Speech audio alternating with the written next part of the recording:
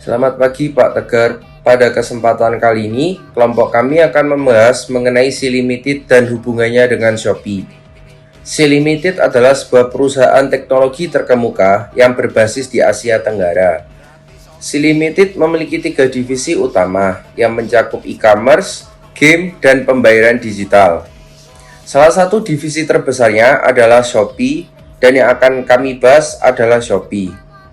Shopee telah menjadi tujuan belanja online yang populer bagi jutaan orang di kawasan Asia Tenggara.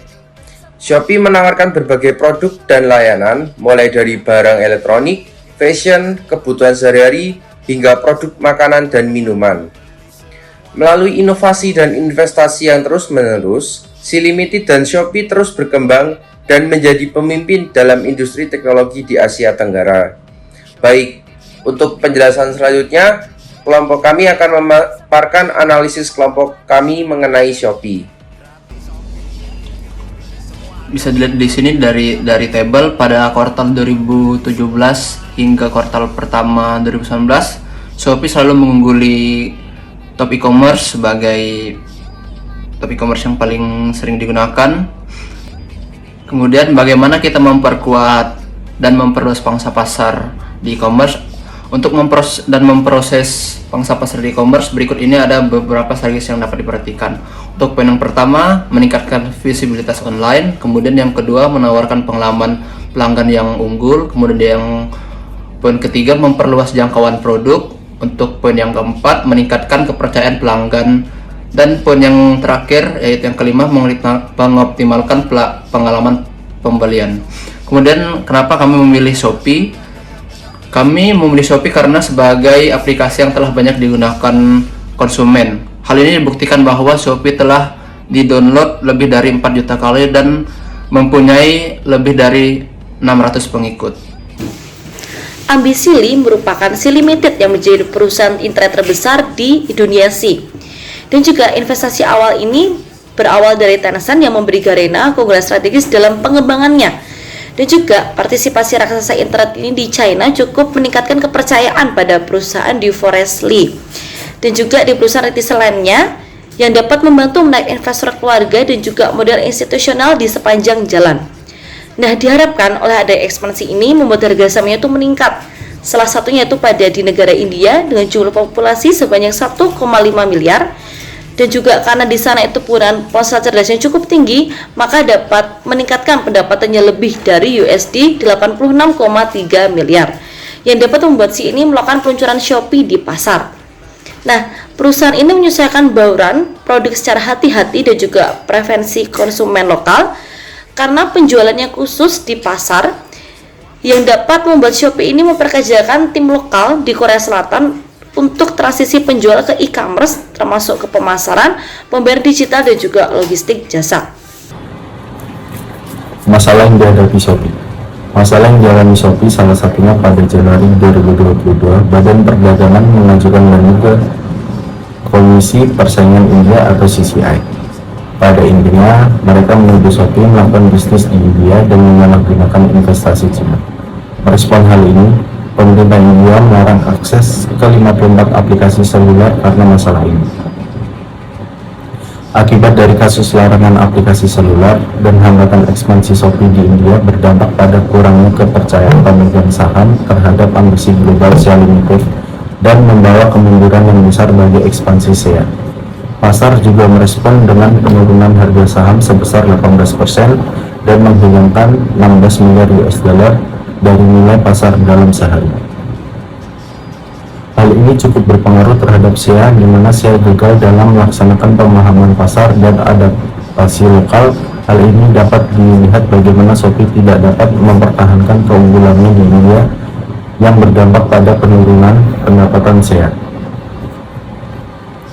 Pada 28 Maret 2022, Shopee mengumumkan berhenti beroperasi di India dengan direct effect. Pada September 2021, perusahaan meluncurkan Shopee yang dilokalkan di Polandia, diikuti oleh Prancis dan Spanyol. Namun, akibat Shopee yang membuat anjloknya harga saham, dan larangan Free Fire di India berdampak signifikan pada posisi keuangan SEA. Pada 6 Maret 2022, Shopee mengumumkan penutupan platformnya di Prancis. Disusul pada Juli 2022, Shopee mengumumkan keluar dari Spanyol. Terlepas dari semua pasang surut, Shopee mengaklaim posisi nomor 1 dunia dalam pemasangan aplikasi belanja pada tahun 2021 dengan 211 juta unduhan, atau 88% diantaranya berasal dari Amerika Latin dan Asia Tenggara. Berikut merupakan pertanyaan utama, key question, dari kasus Shopee, yaitu bagaimana SEA dapat memperluas dan memperkuat pangsa pasar di kawasan Asia Tenggara serta menghadapi persaingan yang intens di e-commerce. Selanjutnya, terdapat beberapa key issue atau masalah utama dari kasus ini. Yang pertama, hambatan ekspansi di India. Shopee menghadapi hambatan signifikan dalam ekspansi bisnisnya di India. Larangan akses ke 54 aplikasi seluler, termasuk larangan terhadap game seluler Free Fire, dan kecurigaan terhadap struktur bisnis yang mengaburkan investasi Cina menghambat kemajuan Shopee di pasar India. Hal ini berdampak negatif pada kepercayaan pemegang saham dan menyebabkan penurunan harga saham perusahaan. Yang kedua, penurunan posisi keuangan SEA. Masalah yang dihadapi oleh Shopee di India dan Eropa berdampak signifikan pada posisi keuangan di SEA. Penutupan operasional di India, Prancis, dan Spanyol, serta penurunan harga saham menghasilkan kerugian besar bagi SEA. Hal ini menimbulkan pertanyaan tentang kemampuan SEA dalam melaksanakan pemahaman pasar dan adaptasi lokal di berbagai negara. Masalah yang dihadapi oleh Shopee, termasuk larangan Free Fire di India, berdampak negatif pada nilai pasar SEA. Penurunan harga saham sebesar 18% mengakibatkan hilangnya lebih dari 16 miliar US dollar dari nilai pasar perusahaan dalam sehari. Hal ini mencerminkan ketidakstabilan risiko bisnis yang dihadapi oleh SEA. Untuk solusi dari key issue yang sudah dijelaskan oleh rekan saya, ada beberapa solusi yang bisa kita lakukan, yaitu yang pertama ada melakukan riset pasar. Apa sih pentingnya melakukan riset pasar ini? Sebagai perusahaan yang akan melakukan ekspansi seperti Shopee ini, riset pasar sangatlah penting, karena dengan adanya riset pasar maka perusahaan akan tahu posisi maupun potensi pasar di negara yang mereka tuju atau tujuan dari ekspansi mereka. Dan riset pasar ini berguna untuk melihat kebutuhan dari masyarakat di negara itu tuh apa sih, kemudian ada juga gaya hidup mereka dan banyak hal yang akan berpengaruh terhadap perusahaan melalui riset pasar ini. Kemudian penyesuaian strategi. Dalam melakukan ekspansi, penyesuaian strategi sangatlah dibutuhkan. Kenapa dibutuhkan? Karena untuk mengerti bagaimana pasar dapat menerima strategi dalam melakukan ekspansi, baik strategi marketing, penjualan maupun pemasaran. Kemudian ada kemitraan lokal atau biasa kita sebut dengan kolaborasi.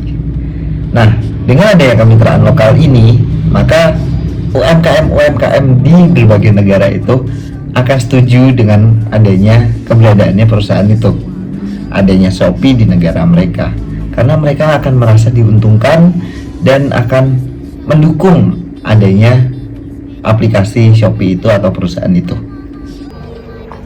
Lalu, solusi yang keempat adalah legalitas dan perizinan.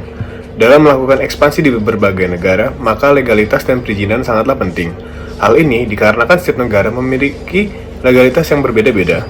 Untuk memenuhi kebutuhan legalitas dan perizinan, diperlukan pengajuan di lembaga hukum negara tersebut dan memenuhi segala persyaratan di negara tersebut. Lalu selanjutnya, dukungan pelanggan. Dengan dukungan pelanggan secara tidak langsung, maka perusahaan telah diterima di negara tersebut, namun belum sah secara hukum. Lalu, ada evaluasi dan penyesuaian. Ketika sudah berhasil melakukan ekspansi, maka harus tetap memantau dan mengevaluasi agar kinerja dapat berjalan lebih maksimal. Solusi selanjutnya ada diversifikasi geografis. Apa sih diversifikasi itu? Nah, diversifikasi itu adalah mencoba peluang keuntungan dari produk atau jasa lainnya. Sedangkan kalau diversifikasi geografis ini dalam konteks Shopee harus bisa memperluas atau lebih ekspansi lagi di negara-negara di luar India dan Eropa. Kenapa harus seperti itu?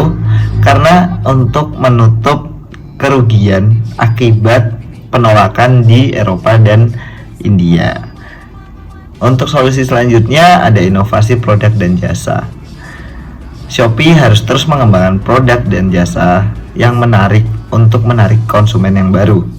Dengan inovasi itu akan membantu Shopee untuk mendapatkan pangsa pasar yang lebih besar dan memenangkan persaingan platformnya. Selanjutnya yaitu komunikasi yang efektif. Dalam menjaga komunikasi yang baik oleh para pemangku kepentingan guna menjalin kolaborasi yang baik, dapat disimpulkan bahwa si ini mampu memahami pasar, mengoptimalkan strategi ekspansi dan juga memastikan dukungan lokal, lalu mematuhi peraturan serta pelanggan penerimaan menang, dan juga memastikan bahwa efisiensi maksimum dalam pengembangan mereka. Kemudian pada bagian KPI, Key Performance Indicator, meningkatkan jangkauan sebesar 10% dalam 3 tahun ke depan.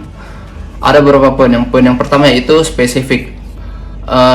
Di sini pengguna ingin meningkatkan jumlah pengguna. Kemudian poin yang kedua, ingin meningkatkan sebesar 10%. Kemudian yang ketiga, achievable, mengikuti perkembangan digital seperti menggunakan sosial media, melakukan diskon, serta berkolaborasi dengan influencer-influencer yang bisa menaikkan value dari Shopee itu sendiri. Dengan itu, Shopee bisa melihat perkembangan dengan pelanggan baru. Kemudian poin yang keempat, relevan, tujuannya agar mendapatkan pendapatan yang optimal bagi Shopee. Dengan bertambahnya user akan meningkatkan profit dari Shopee itu sendiri. Kemudian poin yang kelima, time bound, dalam waktu 3 tahun. Bagian Gantt tahun pertama, melakukan riset pasar di sini Januari hingga bulan Juni, bertujuan agar untuk memahami posisi maupun potensi pasar di negara yang menjadi tujuan ekspansi. Kemudian penyesuaian strategis dilakukan dari bulan Juli hingga Agustus. Ekspansi ini, penyesuaian strategis sangat dibutuhkan untuk mengerti bagaimana pasar dapat menerima strategis dan melakukan ekspansi. Kemudian komunikasi yang efektif di sini dilakukan dari bulan September hingga Oktober. Kemudian legalitas dan perizinan dari bulan November hingga Desember. Kemudian masuk Gantt chart tahun kedua, dukungan pelanggan dari bulan Januari hingga Mei. Kemudian kemitraan lokal Juni hingga Agustus. Kemudian inovasi produk dilakukan pada bulan Agustus dan November. Maksud saya bulan Agustus hingga November. Kemudian evaluasi dan penyesuaian dilakukan pada bulan Desember saja. Masuk pada Gantt chart bagian tahun terakhir. Kolaborasi dengan influencer di sini dilakukan pada bulan Januari hingga April, quarter bulan pertama. Kemudian yang kedua, kemitraan lokal dilakukan pada bulan Mei hingga Juli. Kemudian yang ketiga, inovasi produk dilakukan pada bulan Agustus hingga bulan November. Kemudian yang terakhir, evaluasi dan penyesuaian dilakukan pada bulan Desember saja. Beli semua di Shopee, gratis ongkir.